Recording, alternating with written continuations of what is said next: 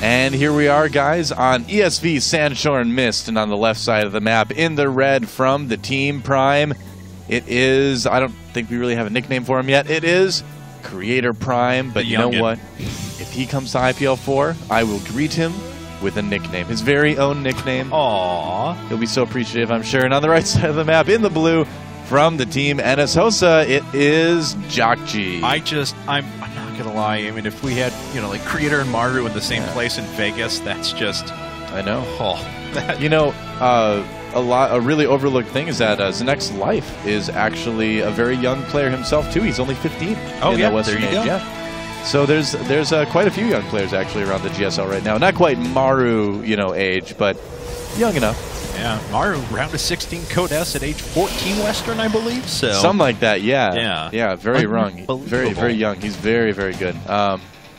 And if he, I believe that last season was his first season in Code A too, possibly. Yeah, I think you're right. Yes. So right from Code A because to Code S. Because he faced Maru versus, it was Maru versus Maru was the very beginning of Code A last season. That's right. And I'm nearly positive that was Maru's first Code A show. No, it wasn't. Well, he was in some of the open tournaments, but I don't know if he ever played in Code A. Okay. Now I know I'm going to be wrong. Yeah. I know that.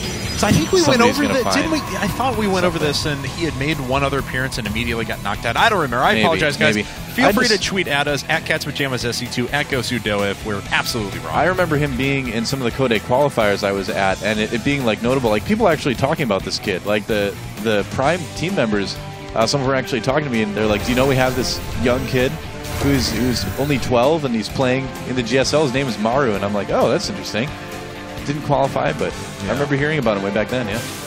Well, he comes up against, well, a GSL Code S champion. I mean, there's not much else that can be said about that because Jjakji has proven himself on the biggest stage time and time again. Unfortunately, in this season, he was knocked down to Code A. Yeah. Kind of a ridiculous result, like we mentioned in that group with Liquid. I was so close to saying Slayer's Tasia, but no, Liquid Tasia and the STC and Dongrigu. It was actually Dongrigu and Jjakji that got knocked down. But Jjakji is a player that can throw a lot of different looks at you. He's going to go with double gas before he puts up a factory now. Okay, interesting. So yeah, going to be a very gas-heavy build from Jjakji. He does like his 1-1-1s versus Protoss. He is known for doing some very aggressive builds versus Protoss quite a bit. He can play the long game, but he loves his early aggression as well. There's a factory going up right away. I'd say we might see a Banshee opening followed up by some Marine Tank Banshee even with that. You know what blew my mind actually the other day in Code S? I didn't know this for some reason, that the STC's name stands for the StarCraft. What? I did not know that. Did you not know that? No! That's actually, well, according to Artosis anyway. All right. I would trust what he says about player names as well. Yeah, apparently it stands for the StarCraft. Because if you look at it, it's capital S, lowercase t, capital C, so that kind of works. If that's true, that is the worst ID ever, man. Yes, I'm sorry, the STC, but I don't know. Neil? Although I heard, Symbol changed his name to Neil. So, who knows? I don't know. We just need to start calling by their real names. Here comes a little bit of a push from Creator Prime. He likes to be aggressive with these first units, but I don't think this is the right time to do it. No, let's see. The Zealot goes down. It's just the Stalker that's remaining. So, I believe 2 Marines went down, but a Zealot and a Probe in return. There was also, I guess, an SCV in there as well. No, he didn't. Let's take a look at his vision here. Well, Creator Prime bases so much of his play on being ready that a lot of times he will just try to brute force his way in. And 2 starports. It's going to be 2-port Banshee from Jjakji. What? Whoa! He's got enough gas to do Cloak right away, too. This is fascinating. And you know what? I wonder if we're going to see Creator throw down that Robo right away, because he has got to be wondering what's going on in his opponent's base. The last time we saw this out of Jjakji was actually against a Lenok in Team Arena Challenge when NSHosa and FXO met the second time. And it worked pretty well there, although I think he was just trying to play a little bit of mind games. There we did see a Robo just go up for Creator, but it's after Gateways 2 and 3. Yeah, he should have a... looks like it's not going to be Cloak, actually, from Jjakji, but... okay, so he's got a lot of gas built up. Just wants to start another Banshee right away. Potentially there's a second Banshee. Yeah. And 2-port Banshee without Cloak. That is an interesting choice by Jjakji. He's going to have a good amount of Marines along with this if he just wants to push with everything all together. Yeah.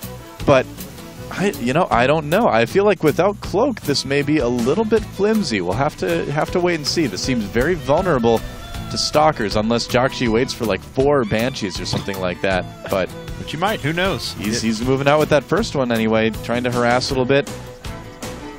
It is Jjakji, though, playing a little bit crazy, you know. Oh, okay, I get it. All right, so here's what's going on here. Sorry to cut you off, but Jjakji is going to show this Banshee, right? Creator Prime's going to think 1-1-1.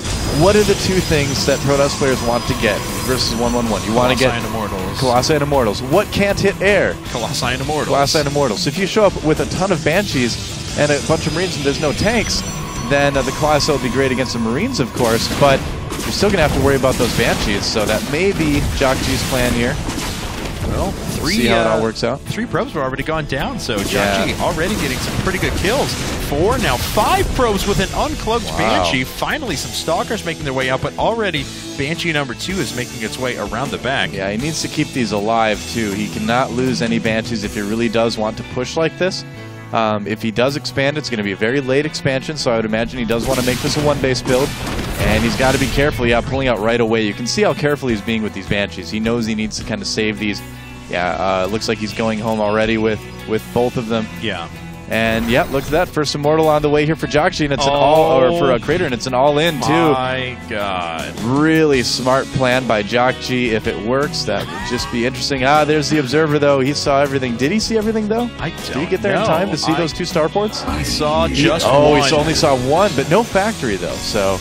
And no tanks. All right, well, here we go. Still making an Immortal, though. Jjakji's going to push. He's already got 5 Banshees out, 6 and 7 just about to be added.